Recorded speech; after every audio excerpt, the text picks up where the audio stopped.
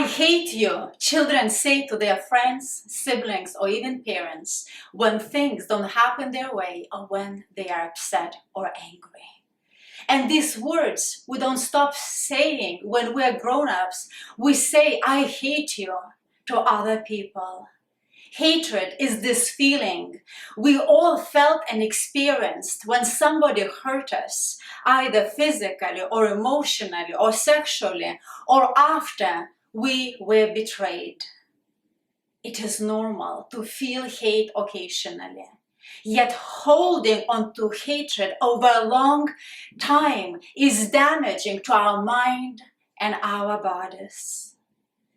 At times, we feel hatred even towards people who didn't personally wrong us. Hate crimes towards people from different religions, different countries, or different groups of people continues today. Just listen to the news and you'll know what I'm saying. Hatred at times is passed from one generation to another. The enemy of their parents or the enemy of their grandparents became their enemy, and the hatred continues on. Hatred is defined as a feeling of intense dislike of another person, entity, or group. However, Jesus teaches against hatred.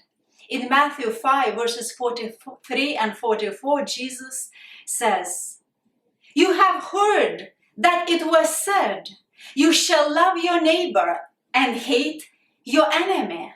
But I say to you, love your enemies and pray for those who persecute you."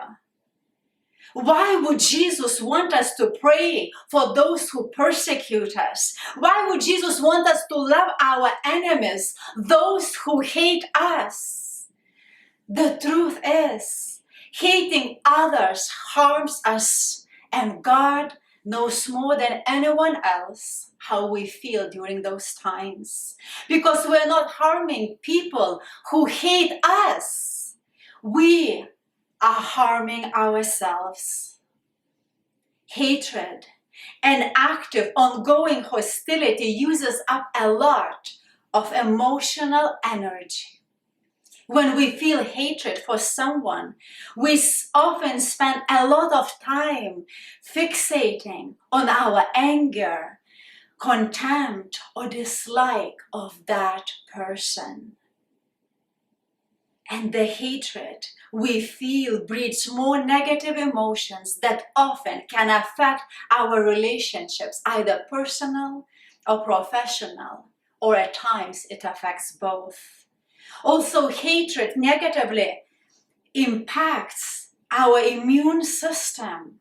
It also affects our nervous system and endocrine system. And the longer we hold onto hatred, the more physically, emotionally, or spiritually damaged we feel. So how can we get rid of this hatred and stop poisoning ourselves? I want to share a few advices I would give. Firstly, we must acknowledge that we feel hatred, because this hatred will not disappear just like that.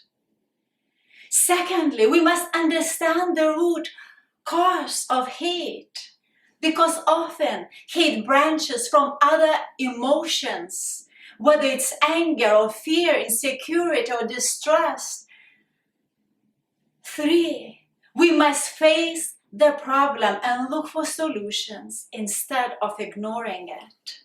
4, when we feel hatred, let's step back by going for a walk or doing the things that we enjoy doing, the activities that gives us joy and pleasure. Let's do that instead of reacting in the heat of the moment, because often during those times we make the wrong decisions.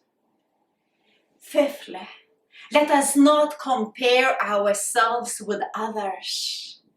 Instead, let us ask God to help us to be the best version of ourselves. So every day we will be more like God as He gives us strength to face the day. But what do we do when people hate us? If we harm them, then let us ask for forgiveness and leave it at that. Whatever they'll do, they'll forgive us or not, it's not up to us. We do our part. But if we didn't harm them, let's understand that there always will be people who will hate us no matter what. And they will hate us for various reasons. Some maybe will do that because they themselves were mistreated or humiliated. Some might have learned hatred from their parents or their friends or siblings. Some feel hatred when they feel powerless and they can't have control over others. I read somewhere, it says sometimes people hate you, not because you did something wrong, but because you are better than them and they cannot bear you.